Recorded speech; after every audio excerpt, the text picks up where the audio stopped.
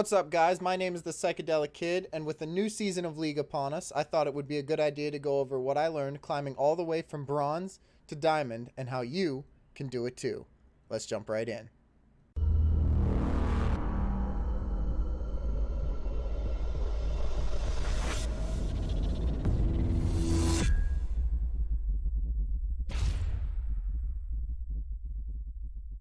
Guys, before we get into any of the tips and tricks, I do want to let you know that this will be a 4-part video series. In each video, I'm going to be going over how to get out of a specific elo. So the first video will be iron bronze. The second one will be silver. The third one will be gold. The fourth one will be plat. And I've personally spent a lot of time in each elo. And while the game has changed over the years, the core concepts to climbing out of each elo has stayed the same. So we'll go over bronze and iron first and then move on from there. Also, guys, I do want to let you know that I will be giving away 3 free coaching sessions a week. All you have to do to be entered in is to comment on the video down below and be in the elo that we talked about during this week's video. I'm going to be doing these on Saturday and Sunday, so I'll work out a time that works best for you guys, and we will figure it out from there. So the first thing I wanted to go over in this video was champs and lane selection. So obviously, you know, you're bronze iron, you're hard stuck, you've been hard stuck for years, you can't get out of it. What you want to do is you want to pick a lane that you like and only play that lane. Now, it's always good to have a backup role, say you get auto-filled.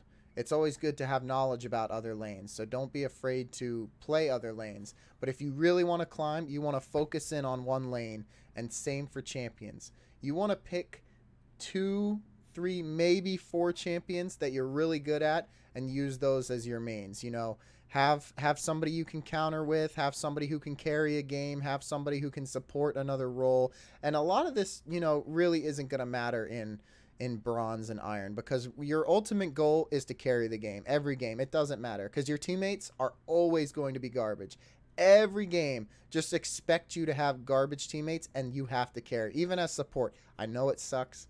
Supporting is hard when you have garbage teammates. It's damn near impossible unless you're playing Pike or something brand and you're just building full damage. It's pretty impossible, but it can be done. And all you have to do is focus on you, pick a champion that you know how to play, and feed yourself to no end. Don't care about your teammates. Don't give them kills. Don't give them gold. You know, don't take your junglers camps.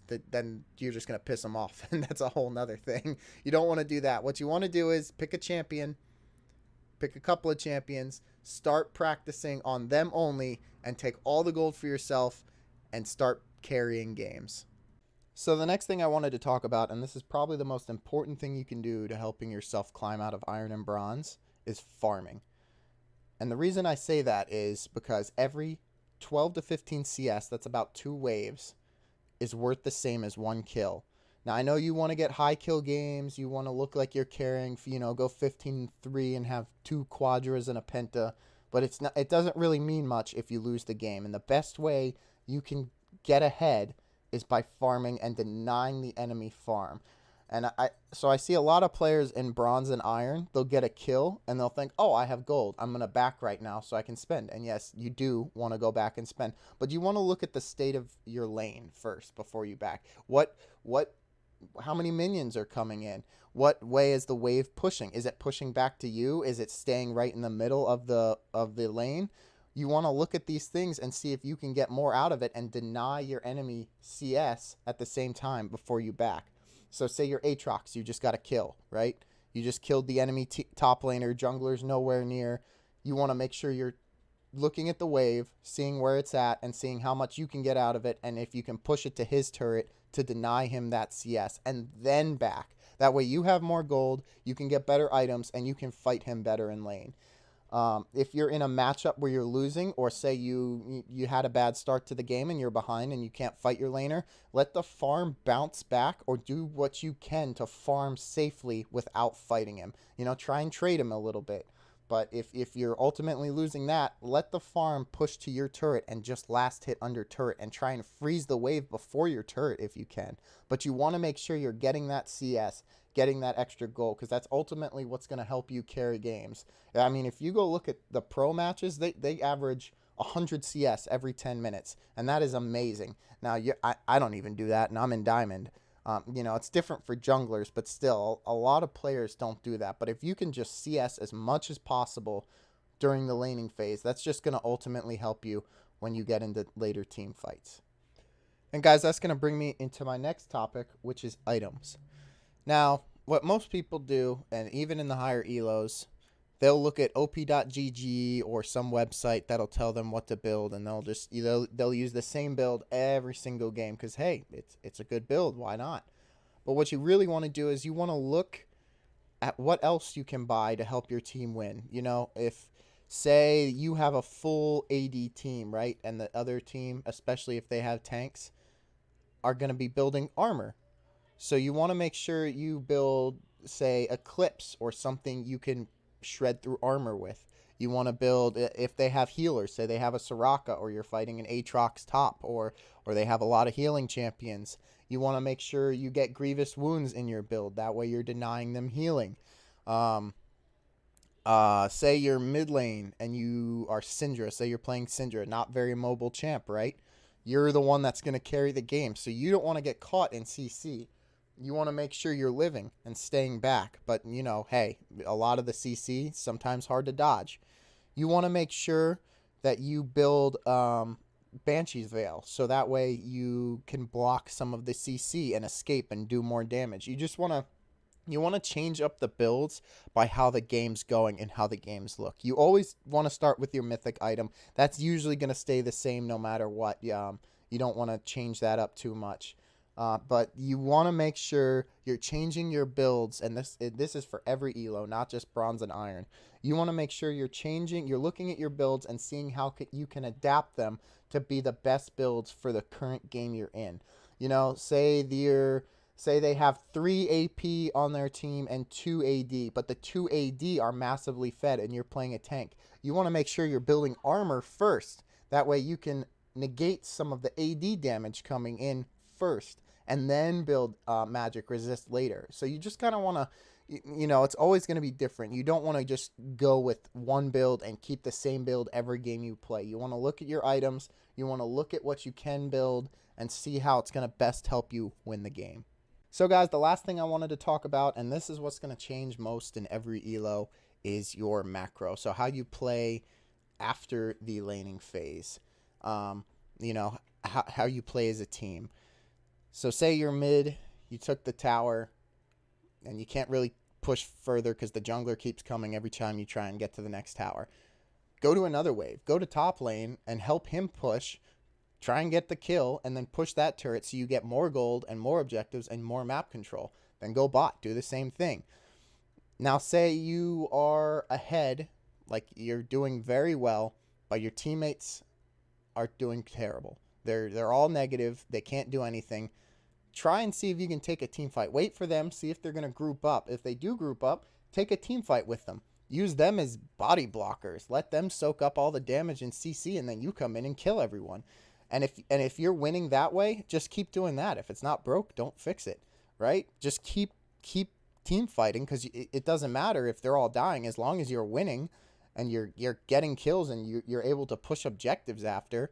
Keep doing that. So say you take a fight Drake, your whole team fights, they all die. You fight the enemy and you kill every one of them. You ace them and you're the only one left alive. Take Drake, see if you can push a turret before they're able to respawn, and then back and just buy more and get more ahead. But say the opposite is true. Say your team is playing horribly, they're all negative, and the other team's just too fed. It doesn't matter how well you're doing. You can't carry the fight. You can't 1v9 there. Push another wave. Let your team fight bot lane or top lane or mid lane and push other objectives. Make them answer to you. Because if you're really fed and you're doing well, it's going to take 2 or 3 people to kill you anyway. So if you can provide map pressure elsewhere and potentially draw more players of their team to you, that's going to allow your team to get stronger and take more objectives and to have better fights because they're going to be outnumbered. But you want to do that safely. So say, they're sending 3 to you, your teammate's not really pushing. Just say you want to push bot lane. Ward the map up, see where they're coming from, and push it. And if you see 3 are coming to you, you know you can't fight 3, back off. Play it safe. Wait for your team to start doing something. Ping somewhere on the map. And that's another thing, very important thing. Turn off your chat. So many people say it. All it's going to do is tilt you. It's never, ever useful. Maybe in the higher elos, because I like to, as a jungler, I like to tell them, oh, hey, I'm going to be setting up for Drake. Can you guys come help? But that's about it. And I don't get too tilted while playing, so I'm able to do that. But the best thing you can do, just turn it off. In Bronze and Iron, it's not going to matter. Nobody's going to care what you say or think what's going on. They're all going to have their own opinions. And you use your pings, turn it off so you don't get tilted, and you don't tilt them, right? You don't want to tilt them. Even if they're playing garbage and it's potentially going to lose you the game, it's never a good idea, never ever a good idea to talk shit about them. It's pointless. It's not going to help you at all. It's just going to make them play worse, and then it's just going to be that much harder for you to carry and then the game. So make sure you're getting the best out of what you have. Make sure that you are pushing other objectives if you can't win team fights, or just carry the team fights and take objectives and push to their base. And that will be it for this video. Now, I know I didn't go over everything. I may have missed some topics, but if you have any questions, feel free to leave a comment down below, and I will answer every question. I also stream on Twitch, which I will put in the description down below, my schedule. Feel free to come in there, ask me any questions you want. And if you want to be entered into the giveaway for the free coaching sessions I'm going to be doing the weekend after this video is posted, leave a comment down below. Make sure you respond to me if I message you, and we can set up a time. But thank you all so much for watching. I really appreciate it. Remember to leave a like if you enjoyed this video and it helps you out. And I will see you all next time when we talk about getting through silver.